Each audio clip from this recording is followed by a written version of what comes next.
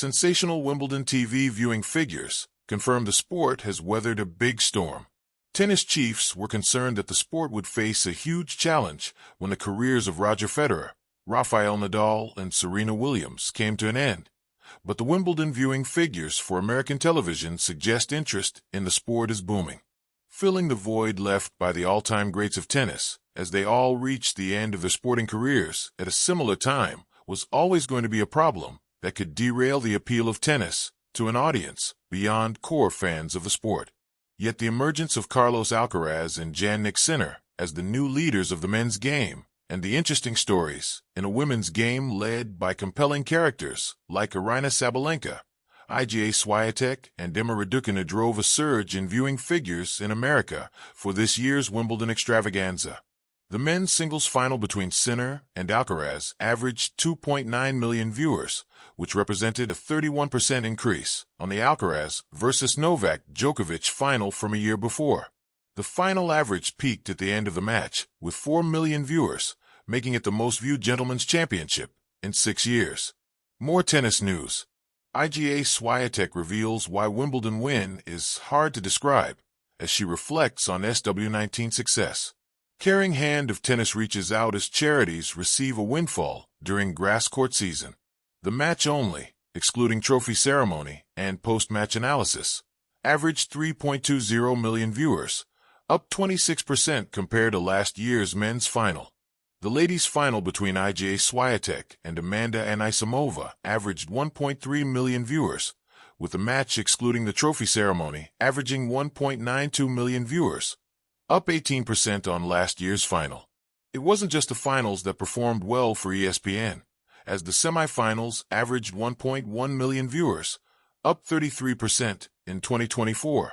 The men's semifinals attracted the highest viewing figures in 6 years, as the match between Alcaraz and U.S. number 1 Taylor Fritz and Sinner's victory over Novak Djokovic, pulling in an average viewership of 1.31 million, an increase of 34% compared to 2024. Overall, this year's Wimbledon was the most watched edition of the tournament of the past 6 years, with that previous high in 2019 notable, as it was a year that saw Federer and Williams competing in the finals. The positive viewing figures in America for Wimbledon were replicated on the BBC in England, with a record-breaking 69.3 million digital video views for the BBC over the fortnight. The men's singles final between rivals Carlos Alcaraz and Jannik Sinner had a peak TV and online audience of 8.8 million, with nearly all, 8.3 million, watching on BBC One. Sensational Wimbledon TV viewing figures confirm the sport has weathered a big storm. For years, the whispers echoed through the marble hallways of tennis' grandest stages. Tennis is in trouble. With legends like Roger Federer gracefully retiring, Serena Williams stepping away, and Rafael Nadal battling persistent injuries, critics forecasted doom for the sport. Ratings would plummet. Fans would drift. Wimbledon's green lawns, once the theater of dreams, were predicted to become a nostalgic footnote. But then came 2025. With Wimbledon now behind us, one number has silenced the doubters: 24.8 million. That's the record-breaking global TV audience that tuned in for the Wimbledon men's final, a staggering rise from previous years and a loud, triumphant answer to the critics.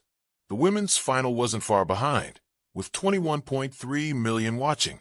Add to that a 43% year-over-year spike in streaming viewers and a massive uptick in youth engagement, and you have a revelation.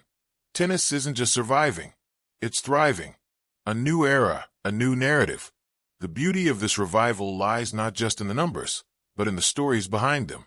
The old guard may be fading, but a new generation has risen, refusing to be overshadowed.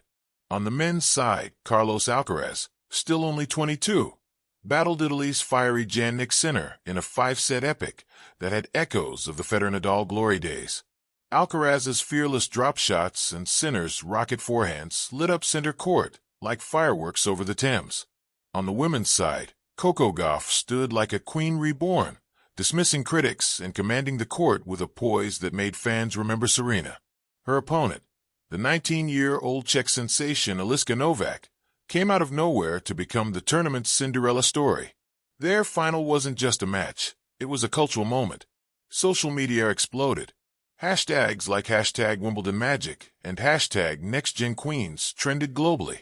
TikTok edits of Goff's celebratory fist pumps were viewed over 50 million times in a weekend. Even Wimbledon's famously strict tradition seemed to bend, ever so slightly, as the All England club leaned into digital engagement, live behind-the-scenes Instagram stories, and viral moments captured by AI-powered courtside drones. Riding through the storm. To understand the magnitude of this rebound, one has to recall the storm that preceded it. Just 3 years ago, as Federer retired to a teary standing ovation and Serena exited to thunderous applause in New York, the sport felt adrift. TV ratings for major finals dipped. The post-pandemic audience fatigue, combined with a perceived lack of compelling rivalries, raised alarms. Tennis forums debated whether the golden era was truly the last gasp of global tennis dominance. Sponsors hesitated. Broadcasters asked hard questions. Were casual fans only invested in the icons, not the sport? Then Wimbledon made a bold pivot.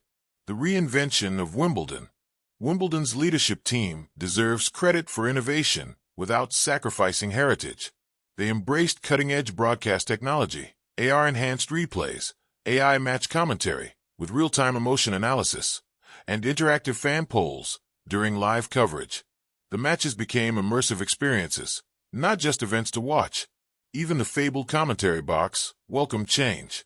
This year saw a rotation of analysts including retired legends like Andy Murray and Maria Sharapova, alongside Gen Z tennis influencers who broke the game down in slang and emojis, without alienating purists. And perhaps most notably, the broadcast narrative evolved. No longer anchored to the big three, Wimbledon leaned into storytelling, underdog arcs, mental health journeys, and the multicultural backgrounds of its new stars. Viewers were no longer just watching matches, they were watching stories unfold. The globalization factor. The 2025 Wimbledon finals may have taken place on a historic British court, but their reach was truly global.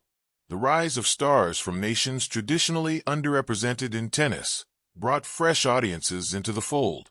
Eliska Novak's unexpected run captivated Eastern Europe. Meanwhile, a doubles team from India and Nigeria made history with their semifinal appearance, igniting waves of interest across both nations. Broadcasters added multilingual commentary. Player interviews were subtitled in 16 languages. In the Philippines, Alex Ila's third-round match drew more local viewers than the NBA Finals. In China, 2 teenage players reached the second week, and local broadcaster CCTV gave Wimbledon its highest tennis rating in 6 years. Tennis had become truly international again, beyond the shadows of Swiss or American superstars. And this mattered more than ever in a world increasingly fractured. Wimbledon offered unity in competition,